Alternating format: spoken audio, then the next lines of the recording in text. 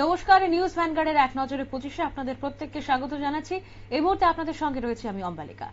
ত্রিপুরায় অতি বৃষ্টিতে সৃষ্ট বন্যায় 10,600 জন 60টি ত্রাণ শিবিরে আশ্রয় নিয়েছে। পশ্চিম ও ঊনকোটি জেলায় 14টি উদ্ধারকারী দল নিযুক্ত রয়েছে দুর্গতদের সহায়তায়।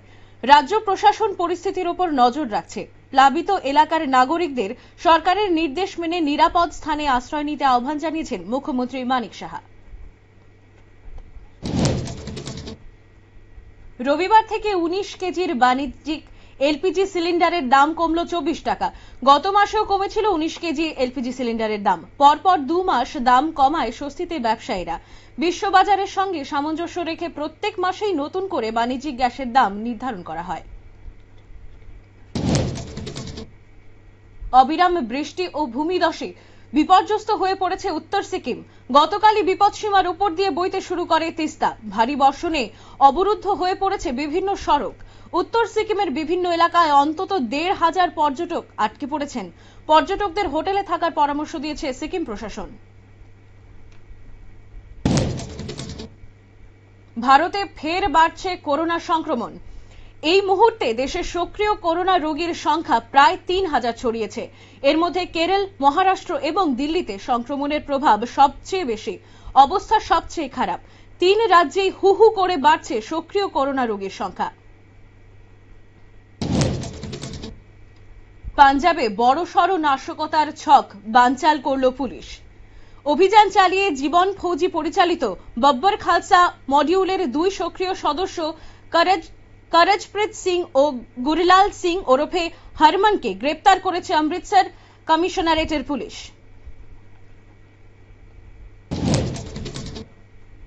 বাংলাদেশের প্রাক্তন প্রধানমন্ত্রী শেখ হাসিনার বিচার শুরু হলো আন্তর্জাতিক ট্রাইব্যুনালে। রবিবার তার বিরুদ্ধে জুলাই আগস্টের গণ আন্দোলনে মানবতা বিরোধী অপরাধের অভিযোগ দাখিল হয়েছে আদালতে। হাসিনার বিরুদ্ধে গ্রেপ্তারি পরোয়ানা জারি করল আদালত।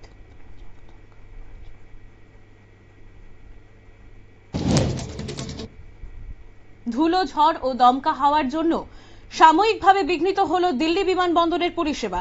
রবিবার বিকেলে আচমকাই রাজধানী দিল্লির আবহাওয়া বদলে যায়। প্রতিকূল আবহাওয়ার কারণে বিকেল 5টা থেকে 5:30টার মধ্যে দিল্লিগামী অন্তত 4টি বিমানের যাত্রাপথ বদল করতে হয়েছে।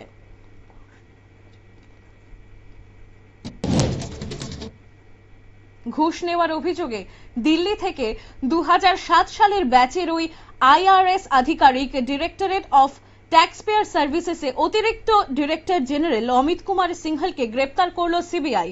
25 লক্ষ টাকা ঘুষ নেওয়ার অভিযোগে তাকে গ্রেপ্তার করেছে কেন্দ্রীয় তদন্তকারী সংস্থা। চারধাম যাত্রার প্রথম মাসেই 73 জন পুণ্যার্থীর মৃত্যু হয়েছে বলে জানালো উত্তরাখণ্ড সরকার। গত 30 এপ্রিল থেকে শুরু হয়েছে চারধাম যাত্রা। ওই দিন গঙ্গোত্রী এবং যমুনোত্রী খুলে দেওয়া হলো পুণ্যার্থীদের জন্য।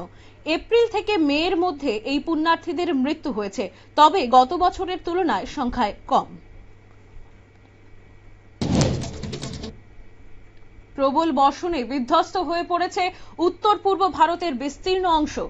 আসাম, মেঘালয়, মণিপুর, অরুণাচল প্রদেশ, মিজোরামের মতো রাজ্যগুলিতে গত 2 দিনে শুধু বৃষ্টির কারণেই মৃত্যু হয়েছে অন্তত 30 জনের। মৃতের সংখ্যা আরো বাড়তে পারে বলে আশঙ্কা করা হচ্ছে। পাঞ্জাবে এখন থেকে মাদক পাচার মামলায় জামিন পেলেও পায়ে পড়ানো থাকবে জিপিএস এর বেড়ি। জামিনে ছাড়া আসামির গতিবিধির ওপর কড়া নজর রাখা হবে, এমনটাই সিদ্ধান্ত নিয়েছে পাঞ্জাব পুলিশ। রাজ্য সরকারের মাদক বিরোধী যুদ্ধর অংশ হিসেবেই এমন অভিনব পদক্ষেপ। ত্রিপুরায় খারাপ আবহাওয়ার কারণে সরকারি কলেজে ভর্তির সময়সীমা 3রা জুন 2025 পর্যন্ত বাড়ালো উচ্চশিক্ষা দপ্তর। মূলত 30 মে ছিল আবেদনের শেষ দিন, তবে সামার্থ পোর্টালের মাধ্যমে এখন আরো 3 দিন আবেদন করা যাবে। প্রথম মেধা তালিকা প্রকাশিত হবে 11 জুন। ত্রিপুরায় টানা বৃষ্টিতে সৃষ্ট বন্যা পরিস্থিতির কারণে ডিপ্লোমা ইঞ্জিনিয়ারিং পরীক্ষার সূচি স্থগিতের দাবি জানিয়েছে যুব কংগ্রেস ও এনএসইউআই। 2রা জুন নির্ধারিত পরীক্ষার আগে মুখ্যমন্ত্রীর কাছে চিঠি দিয়ে এই আবেদন জানানো হয়েছে। বন্যার কারণে বহু ছাত্রছাত্রীরা সমস্যায় পড়েছে। বৈরাগ্যময় রাঙ্গাউটি সীমান্তে বিএসএফ জওয়ানদের ওপর চোরাচাল চোরাচালানকারীদের হামলায় বাংলাদেশের এক চোরাচালান কারবারি প্রদীপ বৈদ্য নিহত হয়েছেন। আহত অবস্থায় তাকে হাসপাতালে নেওয়া হলেও শেষ রক্ষা হয়নি। মৃতদেহ ময়নাতদন্ত শেষে পরিবারের হাতে তুলে দেওয়ার দাবি জানানো হয়েছে।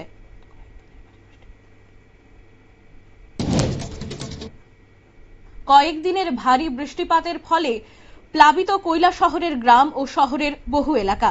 700 পরিবার বন্যা প্লাবিত টানে জিতের বাড়ি ঘর ছেড়ে শিবিরে আশ্রয় নিয়েছেন। মনু নদীর জলস্তর বৃদ্ধি বন্ধ থাকলেও প্রশাসনের প্রতিনিধি দল ক্ষতিগ্রস্ত এলাকায় মানুষের খোঁজ খবর নিচ্ছে।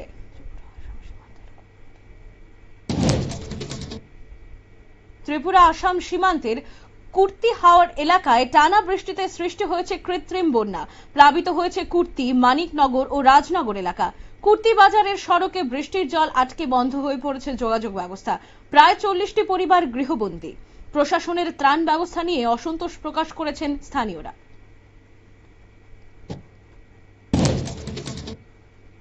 ধর্মনগরে টানা বৃষ্টিতে সিগন্যাল বস্তি ও কামেশ্বর সহ বহু এলাকায় ভয়াবহ বন্যা পরিস্থিতি সৃষ্টি হয়েছে। বহু পরিবার আশ্রয়হীন হয়ে পড়েছে ও ত্রাণ শিবিরে ঠাঁই নিয়েছে। কৃষি জমিও ব্যাপকভাবে ক্ষতিগ্রস্ত। প্রশাসনের তৎপরতায় উদ্ধার ও ত্রাণ কাজ চলছে। বাসিন্দাদের নিরাপদ স্থানে সরে যাওয়ার নির্দেশ দেওয়া হয়েছে।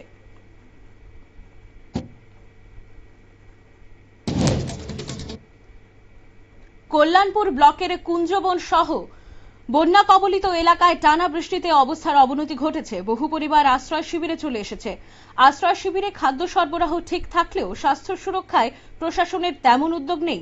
প্রশাসনের পক্ষ থেকে জানানো হয়েছে তারা পরিস্থিতি মোকাবেলায় সম্পূর্ণ প্রস্তুত।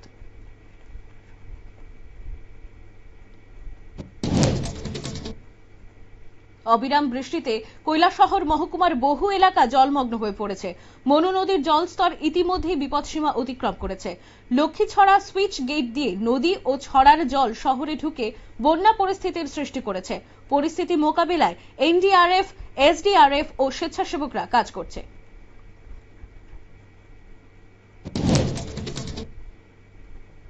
ধর্মনগরের দক্ষিণ নোয়াপাড়ার মরা নদী থেকে অজ্ঞাত পরিচয় এক বৃদ্ধকে অর্ধমৃত অবস্থায় উদ্ধার করে দমকল কর্মীরা। স্থানীয় বাসিন্দাদের তৎপরতায় তাকে উদ্ধার করে হাসপাতালে ভর্তি করা হয়েছে। বর্তমানে তিনি চিকিৎসাধীন। বৃদ্ধের পরিচয় নদীতে পড়ে যাওয়ার রহস্য উদ্ঘাটনে পুলিশ তদন্ত শুরু করেছে। ভারী বৃষ্টিতে খোয়াই পুর এলাকায় নিম্নাঞ্চল প্লাবিত হয়ে হাউজিং কলোনির 28 পরিবার আশ্রয় নেয় হরকুমার অঙ্গনওয়াড়ি কেন্দ্রে। তবে আশ্রয় নেওয়ার পর বহু ঘন্টা কেটে গেলেও পানীয় জল ও খাদ্যের কোনো ব্যবস্থা করা হয়নি। অব্যবস্থাপনা ও প্রশাসনের উদাসীনতায় শরণার্থীরা চরম ক্ষোভে ফেটে পড়েছেন।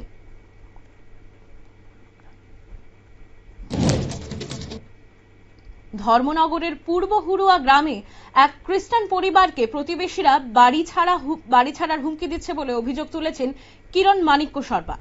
রাতের অন্ধকারে ইট ছোড়া, প্রাণনাশের হুমকি এবং বাড়ি ছেড়ে দেওয়ার চাপ দেওয়া হচ্ছে। পুলিশের জানানোর পরেও কোনো ব্যবস্থা নেওয়া হচ্ছে না বলেও অভিযোগ। বজ্রপাতে গুরুতর আহত হন কমলাসাগর বিধানসভার নেহালচন্দ্রনগরের ধনছড়ি এলাকার বাসিন্দা অর্চনা দাস ও মৌসুমী দাস। শনিবার সন্ধ্যায় বৃষ্টির সময় এরা দুজন ঘরেই ছিলেন। হঠাৎ বজ্রপাতের সঙ্গে সঙ্গে লুটিয়ে পড়েন দুজন। চিকিৎসার পর বর্তমানে সুস্থ রয়েছেন আহত দুই মহিলা। উদয়পুরে ট্রাফিক পুলিশের বিরুদ্ধে অশোভন ব্যবহারের অভিযোগ তুলে গাড়ি চালকরা রাস্তা অবরোধ করেন। সিএনজি স্টেশন বন্ধ করে অবরোধের ফলে শহরের বিভিন্ন অংশে তীব্র যানজট দেখা দেয়। চরম ভোগান্তির শিকার হন সাধারণ মানুষ। আগরতলার জ্যাকসন গেট এলাকায় বন্যার জল থেকে এক ব্যক্তির মৃতদেহ উদ্ধার হয়েছে। প্রাথমিক তদন্তে জানা গেছে ওই ব্যক্তি ম্যানহোলে পড়ে গিয়ে জলে ডুবে মারা গেছেন। মৃতের পরিচয় জানা যায়নি। পুলিশ দেহটি উদ্ধার করে মৃতের পরিচয়ের খোঁজ শুরু করেছে।